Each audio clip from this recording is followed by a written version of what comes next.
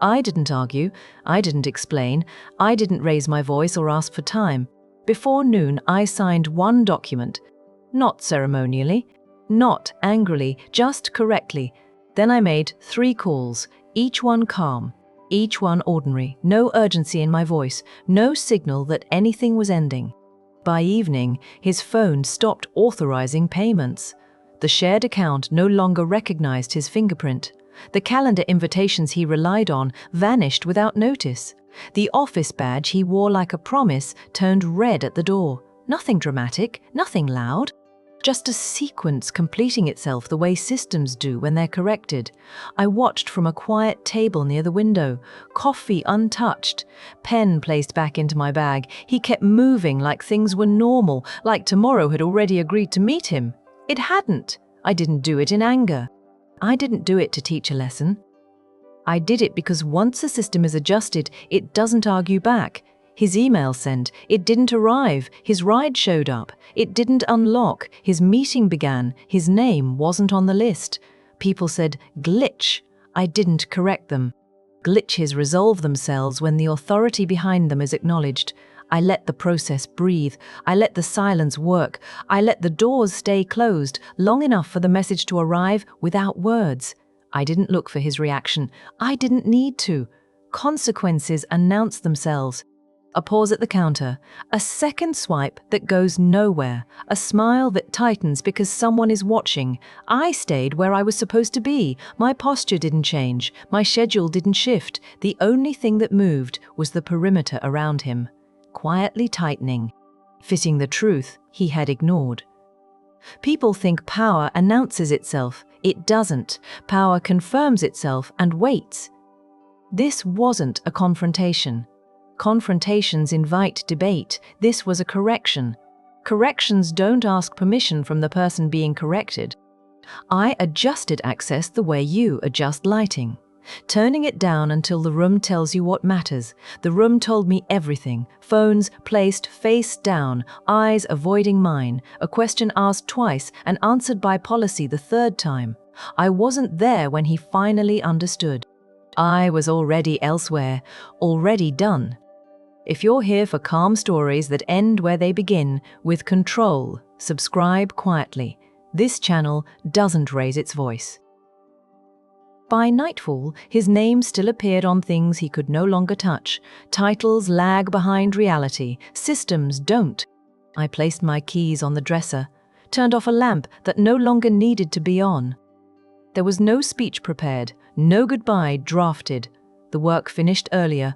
All that remained was for the world to catch up to a change that had already been made. When I lay down, my phone didn't buzz. It didn't need to. Silence had taken over the task. And silence, when directed properly, doesn't miss. Before any of this, my life didn't look unstable. It looked arranged. Morning light through the same window. Keys placed in the same order. Appointments that began on time and ended when I decided they would. I didn't rush, I didn't chase, I had no reason to. The house ran quietly. Bills paid themselves. Names appeared where they were supposed to appear. Nothing extravagant, nothing fragile, just structure. People assume control looks theatrical. It doesn't. It looks boring to anyone who doesn't understand it. I had been in charge longer than anyone realized, not visibly, not loudly, but consistently. I knew which accounts required my approval, which documents refreshed automatically, which signatures mattered, and which were decorative. I didn't micromanage, I didn't hover. Systems work best when they aren't reminded they're being watched. He moved freely within that structure, confident, unquestioning. He believed access meant ownership. That's a common mistake. I let it stand. Not because I was unsure, but because certainty doesn't need constant proof. Our days followed patterns, meetings, errands, dinners that ended without conflict. Nothing raised alarms. That's important, because real authority doesn't introduce itself during chaos. It exists comfortably inside normalcy. I signed papers without ceremony, approved things without comment, archived conversations without emotion. People came to me when decisions needed closure. They didn't call it power. They called it reliability. That word protected me. It allowed me to move quietly without being questioned. I wasn't dramatic, I wasn't reactive, so no one imagined I was decisive. That assumption worked in my favor. He never checked the details, never asked whose name came first, never wondered why confirmations always arrived to me before they reached him. He trusted the appearance of balance. Balance is only visible when someone is holding it. I was.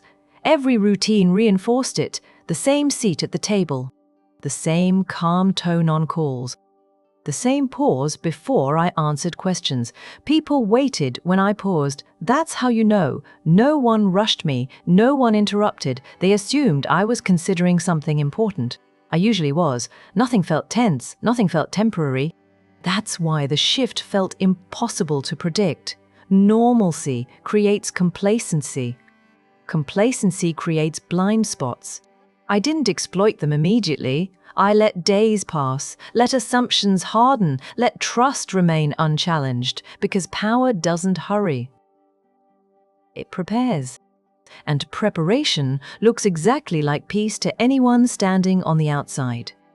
By the time anyone sensed that something was anchored too firmly, it had already been that way for a very long time.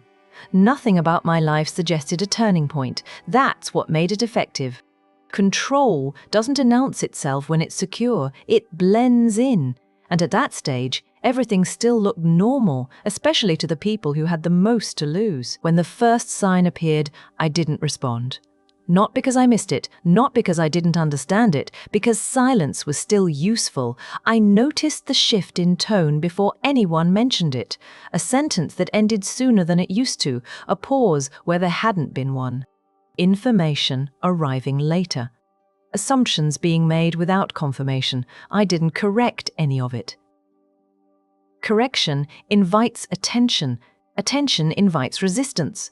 I allowed myself to be underestimated. That wasn't new. People have always mistaken calm for compliance. I let them keep doing it.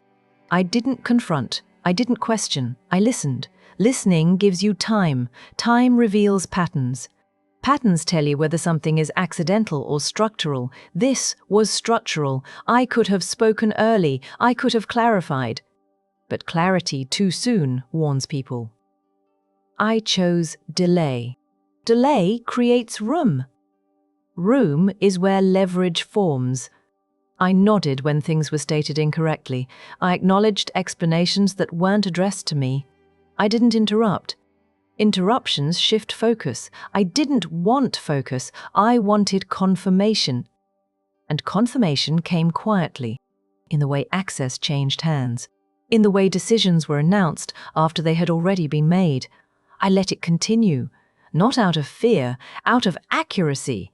If you want to know who believes they are in control, watch who speaks when nothing is required. He spoke often. I didn't. Silence made people comfortable. Comfort makes people careless. They stopped filtering, stopped checking who was copied, stopped asking if I had reviewed anything. They assumed I had. They were right. I stored everything, emails, revisions, timestamps, not as evidence, as context. Context tells you where pressure will land when it's applied. I never raised concerns. I never signaled dissatisfaction. Dissatisfaction can be negotiated. I wasn't interested in negotiation. I was interested in position.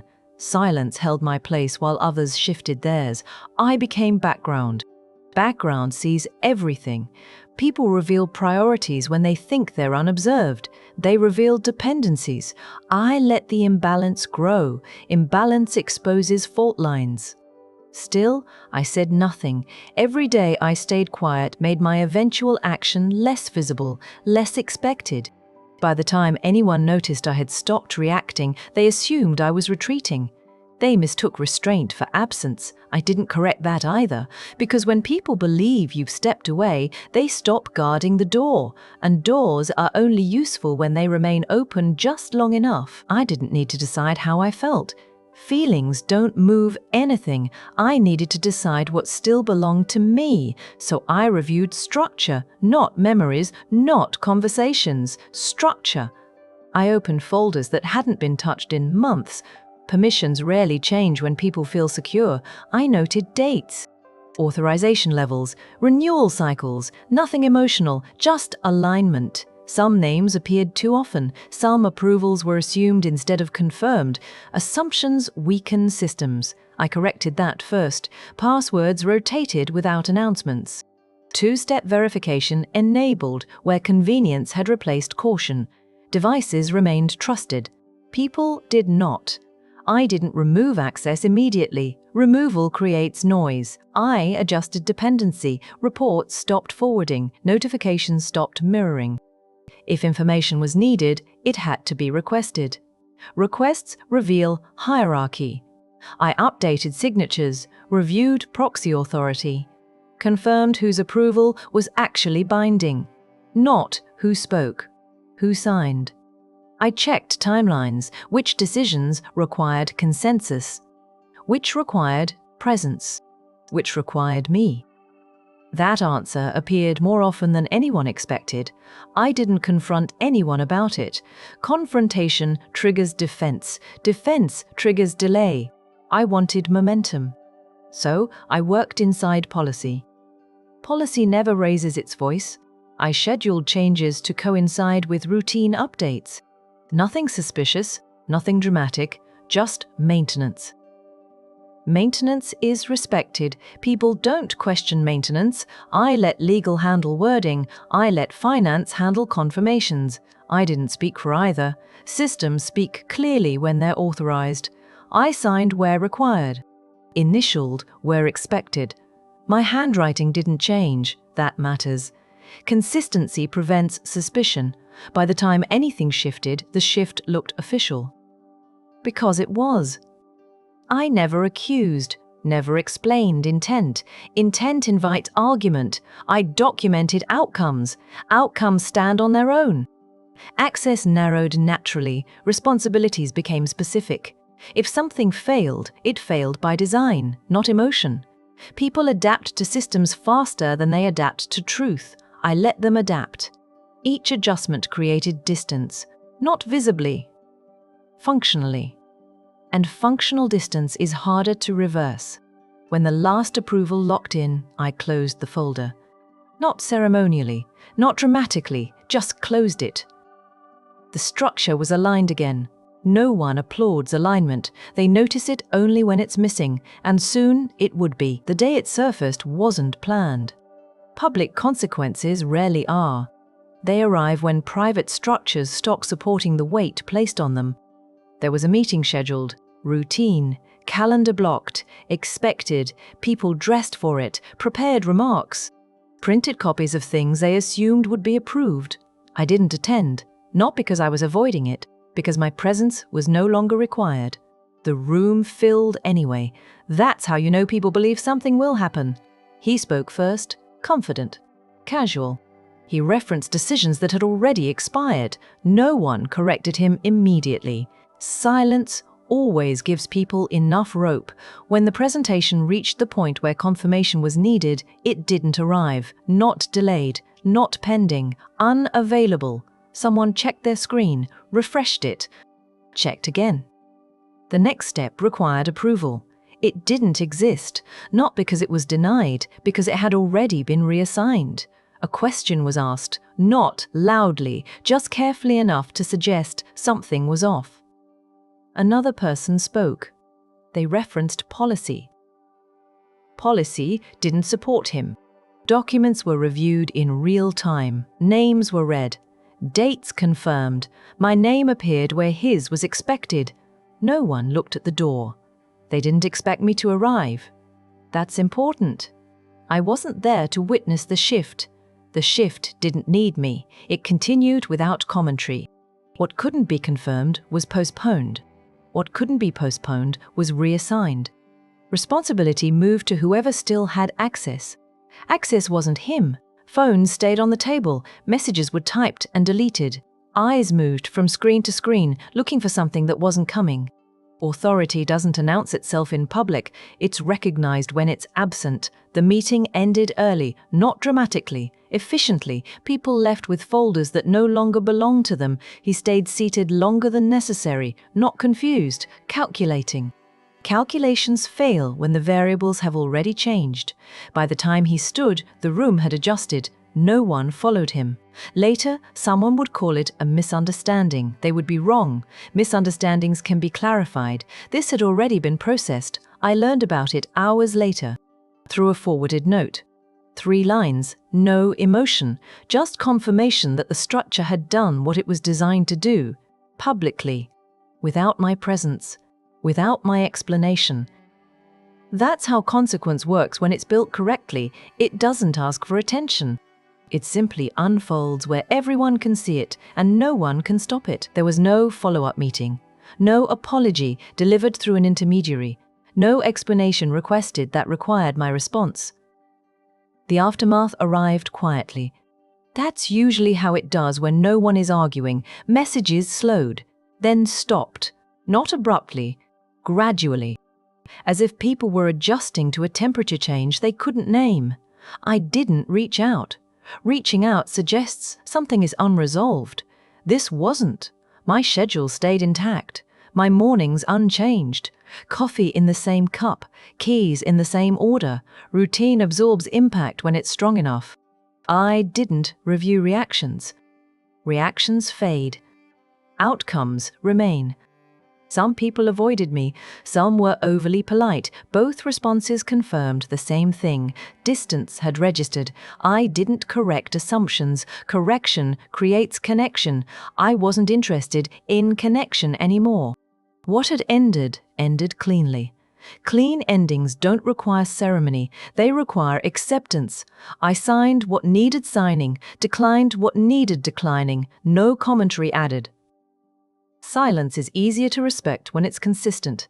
There were no celebrations. Celebration implies victory. This wasn't a victory, it was alignment restored. Things returned to their proper weight. Responsibilities settled where they belonged. People adjusted language. Titles shifted subtly. Introductions changed without announcements. No one asked me how I felt about any of it. They understood that feelings weren't relevant. I preferred it that way. I didn't need validation. Validation invites conversation. Conversation invites re-entry. There would be no re-entry. The distance remained, not strained, not hostile, just final. Final doesn't announce itself. It shows up in the absence of follow-up. Days passed without disruption. That's how you know a system is stable again.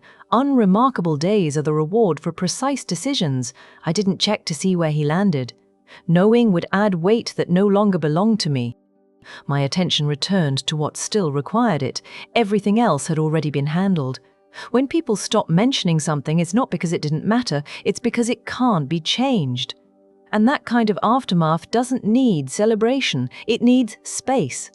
I gave it exactly that. I didn't stay quiet because I was afraid. I stayed quiet because silence. Let me finish what I started.